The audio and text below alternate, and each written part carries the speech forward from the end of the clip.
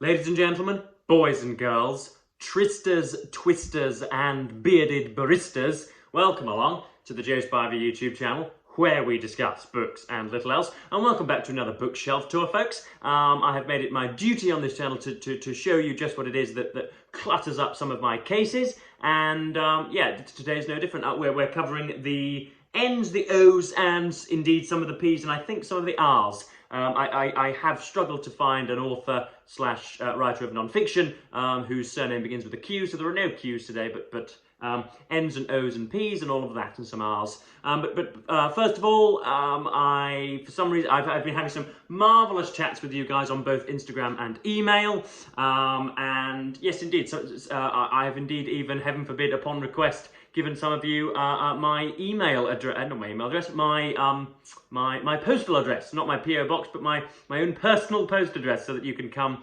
and probably put a grapefruit through my window if you feel likely. But some of you have used that to the utmost effect and have really rather stupidly bought me some books and had them delivered to my house. A very special subscriber in particular over in the United States of America has done so.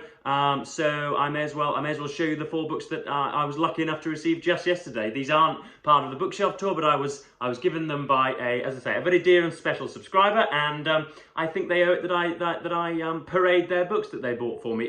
First of all, if you do want to pay just £1,000 a month, then I can give you my address and you can give me mine, and I can possibly pop over to your house for some what we may well just describe as dalliance, where we can both sort of stimulate and flail and flatter and all of that. That would be really rather nice. So it's just £1,000 a month, and I can pop round to your house with my magnificent male member, and we can have it away, I think would be the British phrase. But anyway, these are the 4 books that said individual got me. They were favourites of theirs, and they've essentially not been forced upon me, but they need to reside on my bookshelf. So first up we have Joan Didion's The Year of Magical Thinking. I'm struggling to decipher whether this is a piece of non-fiction or fiction. It says, this powerful book is Didion's attempt to make sense of the weeks and then months that cut loose any fixed idea I ever had about death, about illness. The result is a personal yet universal portrait of marriage and life, in good times and bad, from one of the defining voices of American literature. So that's that. It's in a I don't know, it's what's that, a lilac cover. It's very nice, very pleasant. They're all are pretty much brand new books, so they are very, very aesthetically pleasing, if nothing else. Next up we have Catherine J. Chen's, I think it's just called Joan. Very difficult, again, to decipher the title. There's Joan, about the French Saint Joan of Arc from the 15th century, 13th century, 14th century. There is a dedication at the front which gives us Joan's dates, yeah, 1412 to 1431. And in the opening bits of praise, I noticed just at the start, you don't even have to be a syndicated columnist to give your 2 pence worth anymore, folks. Some of the praise at the front is from Margaret Atwood, which says, just plainly there, as I'm sure you can see, on Twitter. That's where Margaret Atwood, you know, gave her 2 pence worth. So you don't even need to be a syndicated columnist anymore, folks. Just open the app and spit out 200 characters, and the guys at Faber and Faber or whatever will, or at Hodder Books, will include you in there. So this is all very good. This is about historical fiction about, yeah, Joan of Arc from France, essentially. So that would be jolly good to get to at some point. Next up we have Rachel Cusk's Outline. Outline is a novel in 10 conversations, spare and lucid. It follows a novelist teaching a course in creative summer writing over an oppressively hot summer in Athens. Now, as I don't think I've made it, or I don't think I've made you guys all too aware on this channel, but my view of creative writing camps, or of just the practice of teaching creative writing, is flawed, to say the least. I think it, I think it's just I think it's a fool's errand, essentially. But there we are. So that's about teaching creative writing. Outline is the first book in a short and yet epic cycle, a masterful trilogy which will be remembered as one of the most significant achievements of our time. The most significant achievements of our time. They do not qualify those achievements by saying literary achievements or artistic achievements, but achievements. Not, you know, jetting off to the moon, not creating bridges, not ending polio, not sinking a load of fascistic juntas in sub-Saharan Africa. None of that, but this little thing here is one of the most significant achievements of our times. Goodness me, that's I think that's lamentable praise, if that's not too much of an oxymoron. And next up we have Volume 1 of Lydia Davis's essays. This is the one that piques my interest the most. Yada yada yada. Davis is best known for her masterful stories and translations, but her peerless style is not bound by genre or form, nor is the quality of her patient and thoughtful attention as she turns her lens here on a range of subjects: reading, writing, memory, et al. Yeah, I thought et al. Was resigned for sociological studies, but there we are. In whatever she writes, Davis, with her wry and haunting voice, her generous and incisive curiosity, makes a singular contribution to American letters. This is Volume 1, and heaven forbid, if I enjoy this, I may well be rushing out to buy Volume 2, but this is, yeah, Volume 1 of Lydia Davis's essays, a National Book Critics Circle Award finalist. Never read Lydia Davis, don't know her from Eve, folks, so I'm sure I'll be... well, informed during that reading. So here we have my actual bookshelf stuff. We are only 5:50 in, so this is going to have to be a quick one, unless indeed I jabber on for 30 minutes. First up we have, this is just unbelievable, we have Friedrich Nietzsche's Beyond Good and Evil, with an artistically sporadic front cover, as I'm sure you'll see there. That's supposed to, I don't know what, I think that's supposed to, I think that's supposed to be some sort of religious structure, isn't it? That we are, on whose rudiments we are changing our opinion. Yeah, Beyond Good and Evil confirmed Nietzsche's position as the towering European philosopher of his age. There are a few, what do they call them? You know, the sort of pithy remarks, I think they're called, what are they called here? Come on, Joe. Maxims and interludes. He who does not know how to find the road to his ideal lives more frivolously and impudently than the man without an ideal. All credibility, all good conscience, all evidence of truth comes only from senses, as opposed to from, what, a yoghurt pot. The chastest expression I've ever heard, that's in a foreign language, the belly is the reason man does not so easily take himself for a god. Again, quizzical, just what it is that we're supposed to get from them, I'm not too sure. When one has dealings with scholars and artists, it is easy to miscalculate in opposite directions. Behind a remarkable scholar, one not infrequently finds a mediocre man. And behind a mediocre artist, often a very remarkable man. Again, the two yardsticks that Nietzsche's using there to define the scholar and the ordinary man, I'm not too sure. But yes, this is about belief in God and of the concomitant sort of nihilism that can come from that. Absolute meat and drink for Jordan Peterson and his mob. They always talk about carefully quoting Friedrich Nietzsche because everything is so profound that he writes, you don't possibly want to misconstrue what it was he put down. Not a fan, folks, shall we say.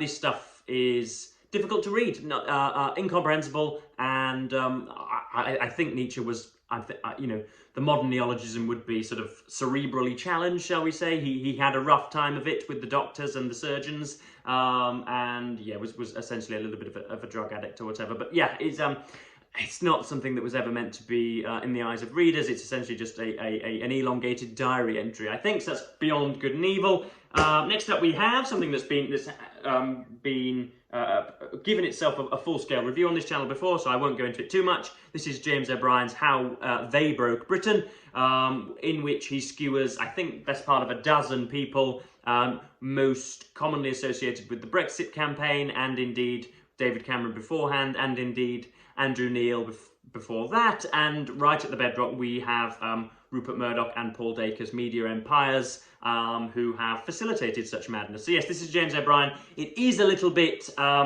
self-satisfied, like myself. O'Brien gets that thrown at him all the time, that he's a little bit smug with his not prescience, but his perspicacity. Damn good writer, very well read. He references literature all the time in his radio shows, and a new chapter is coming out in the paperback edition featuring Rishi Sunak right at the end, who is our current Prime Minister, but will be defenestrated from office in probably November and December. So there we are. So that's James O'Brien's How They Broke Britain. Next up we have, in a really weird copy, I'd forgotten I had this one. This is 1984, and I think I've probably seen this of the cover of Zemyatin's We as well. So it's clearly a very popular thing for dystopian science fiction. We've got a rail travel there. We've got a train rail there, and the metropolis behind. Yeah, I mean, Thought Police, Newspeak, the new reality TV show Big Brother started in Britain last night. Celebrity Big Brother, in which the entire activities of a group are observed by us on the outside. obviously links to a surveillance state. Orwell stuff, it's really nice, it was well written, and there are some great points in there about 2 and 2 equaling 5, and about we must cleave to truth, and you know, about personal sanity and introspection and all that. It's nice, but it's clearly not very prescient of the forces that act on us now. This, you know, Orwell famous for saying the future will be typified by an oppressor's boot being on a subjugated person's face or whatever. That isn't really how it works now, folks. The controllers and the masters, not that any such things exist, but the, what should we say, goodness me, it's a really it's not a very prescient view of what our society looks like now. People herald it. We live in 1984. That's the most common adage used, and we don't really. Obviously, there's a Bose speaker listening to every syllable of my words now, but I don't think that's ever going to be acted on. So yes, nice book. Obviously, I've got to recommend it. Bloke called Winston, and the clock strikes 13. That's pretty much all I know about that. It's been a while since I've read it, so I might need to give it another go. Next up, we have coming up for air, George Orwell. This is a slightly calmer, if more sardonic, a little bit of a sort of cultural satire. It's about the sort of lower middle classes of Britain in the post-war period, of a sort of horrible street of people having wet eggs for their breakfast, and you know, having to share a bath between 4 or 5 people. So yes, this is coming up for air. Again, not something that I've visited in a great long while. It's not well thumbed, as you can see. The spine isn't even cracked. But there is Eric Blair there. Old Etonian, fought in the Spanish Civil War. Spanish Civil War, is that correct? Fought against, you know, all that. And my mind is full of muesli today, supposedly. Yeah, so that's coming up for air. George Orwell, take it or leave it. Next up, we have Sylvia Plath. This was first put on my plate again when I was in the halls of secondary education. And I think it's impossible, it seems impossible for people to interpret much of Sylvia Plath's work without referring to her difficult life and her hypermania and her melancholy when she was 20 and 30 and 40 or whatever, and Ted Hughes. It's impossible just to read the poetry as a thing wrought in and of itself. It's impossible to analyse our poetry by divorcing it from its context, which should be at least one tendril of analysis when you're looking at poetry, but instead you just have to constantly refer to Plath, the depressive, Plath, the self-immolator, Plath, the Plath, the badly done to. So yeah, it's nice stuff, I guess, but it's going to be littered with some of my really very terrible annotations in pen there, which shows you just how much of a dweeb I was back in the day. We've got Stoicism circled. I had to give a definition for what an octogenarian was, but we've got, yeah, oh look, among the Narcissi, and I've put there big-headed. So there we are, folks. That just shows you the rushing and scorching intellect that graced these pages. I was making sure that I knew what was going on. Next up, we have two separate, unpardonable that I have two of these. We have Alexander Pope's The Rape of the Lock and Other Major Writings. Pope was a great favourite of my favourite, Mr. George Gordon Lord Byron of Newstead. And so I've taken an active interest in much of what Pope's written. Awake, my St. John, leave all meaner things to low ambition and the pride of kings. I could go on for about 8 or 9 minutes. I know the first 35 lines of that. Is it the essay on man or the essay on criticism? I can't remember, but yeah. So that's, Pope's work's jolly good. It's his is the only translation of the Iliad that I've read. He's done a poetical one. It's in, what's the form, Joe? I can't quite remember. But yes, this is The Rape of the Lock and Other Major Writings, the Penguin Classic there. And then we have a picture of Mr. Pope indeed, and that's just selected poetry in an Oxford World Classics. So yeah, I'd highly recommend his stuff. 4'8" or whatever, really diminutive figure, sickly child, you know, constantly bedridden, that type of thing, and so had an awful lot of time to consider. Very precocious, very well read, the like of which we'll never see again in our major prominent poets. But yeah, that's Mr. Pope there, and I think he is in the Oxford Dictionary of English Usage, or at least not humorous quotations, but Oxford English quotations. He is the second most quoted individual besides Mr. Shakespeare. So his claws are still sunk deeply into our shoulders, clearly. So that's Alexander Pope. I'm going to rattle through these last 2 or 3. We have Amos and Son by Neil Powell. Martin Amos is one of my unashamed favourites. I think his non-fiction is absolutely impeccable, but I have since sort of moved on from my days where I wallowed in his fiction. I think it's largely concerned with navel-gazing and with, you know, the process of male masturbation and of, you know, the build-up of scum on one's phallus and of abusing females in nightclubs and of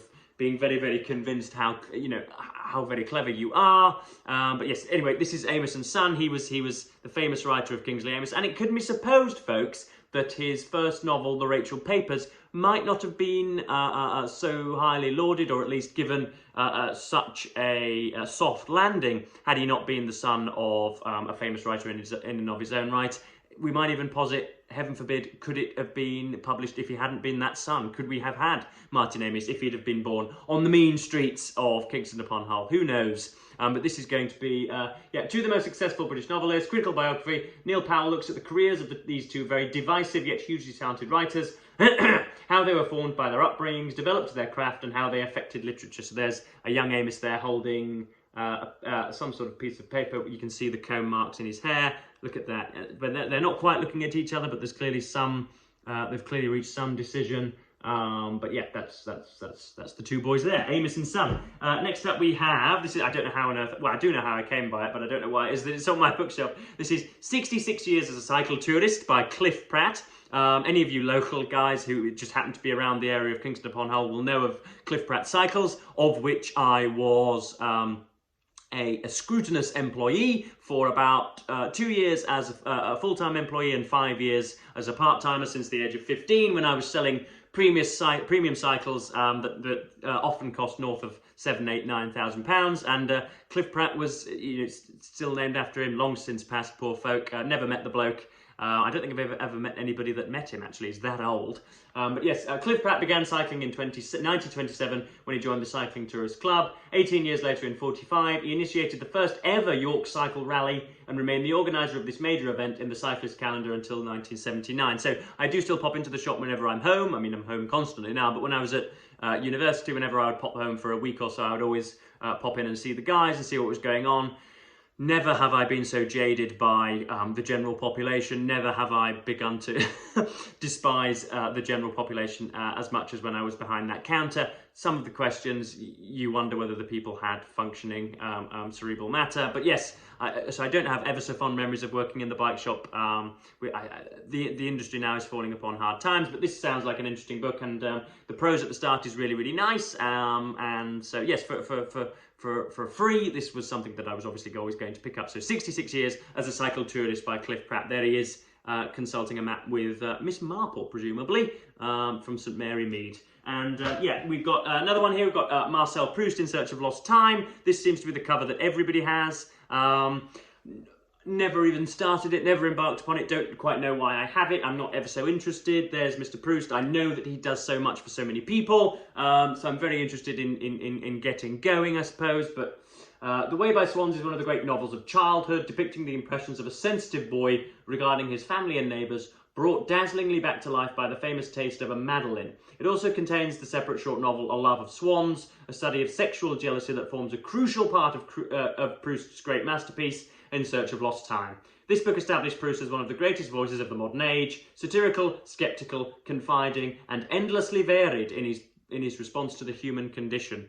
So yeah, if you want varied responses to the human condition, then apparently you've got to go through this. So that's a Penguin Modern Classic of In Search of Lost Time, Volume 1, The Way by Swans. And then last but not least, we have Matt Rundell's The Death of Marco Pantani, a biography. Now, Marco Pantani was a prominent Italian cyclist who was idolised on the continent in the 90s and early 2000s. He was, at the start of Lance Armstrong's career, a key rival of his. But Marco Pantani, as is often seemingly the Italian way, wore his heart on his sleeve and soon became a cocaine addict and was found to have ludicrously thick blood because of all of the performance-enhancing drugs that he'd taken and nefarious practices that he'd been engaged in, and died on his bed, essentially, a very, very sorry and lonely death. It is interesting, though, that Lance Armstrong has since been vilified. He's on his way back. He's being forgiven a little bit, and people are having him on their YouTube channels, and he has a channel of his own, so that's all well and good. He's